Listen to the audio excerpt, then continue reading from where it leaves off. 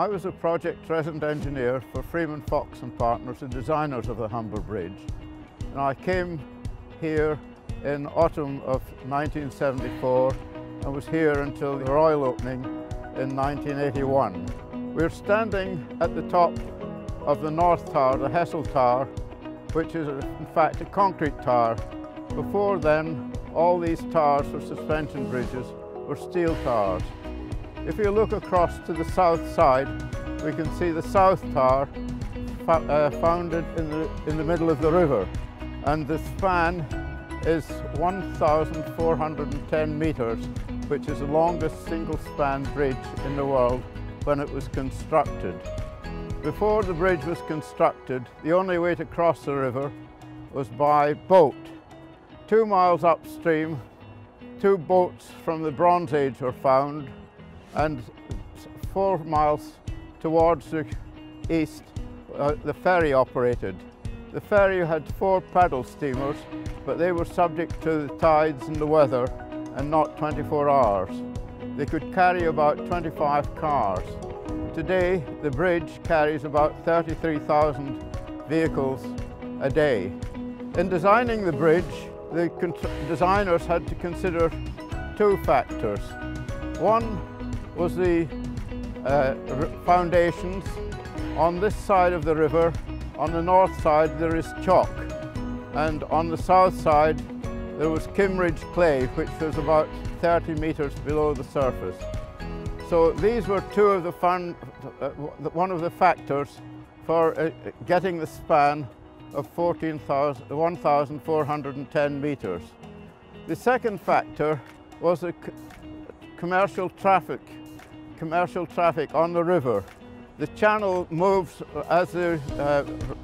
sometimes on the north side and sometimes it's near the south bank. So these were 2 of the factors which were required. Talk of the bridge started in 1855 when the Chamber of Commerce for Hull asked the Railway Authority practicalities of building a bridge. In the 1930s, Freeman Fox and Partners prepared a design, but the government collapsed, and it was only in the 1960s and 70s that the finances and it was possible to then progress with the building of the bridge.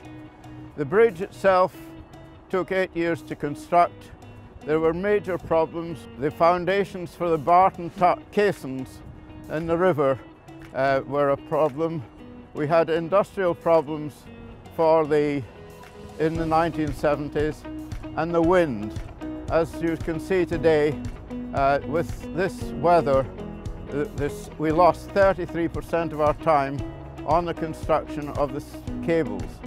The cables themselves were made of 5mm wires, which had to be taken across the river by pulley arrangements, spinning the cables. There are 15,000 of these wires in each of the cables. And so, as you can imagine, this was a very sensitive weather operation. The boxes for the bridge, for the deck, were made by 6 fabrication shops scattered across the United Kingdom, delivered by rail to the sidings, a railway siding 2 miles downstream from us here, assembled into boxes, floated up the river and then lifted into position. All this required a great deal of effort and engineering works. Engineering can be in many forms, and not only are there bridge building, but you can have railways, ports and marines, highways. Even the temporary works on a bridge of this scale required a lot of design. From my experience, no 2 days are the same. There are vast opportunities worldwide to promote engineering and to have an interesting life. Job satisfaction is very worthwhile.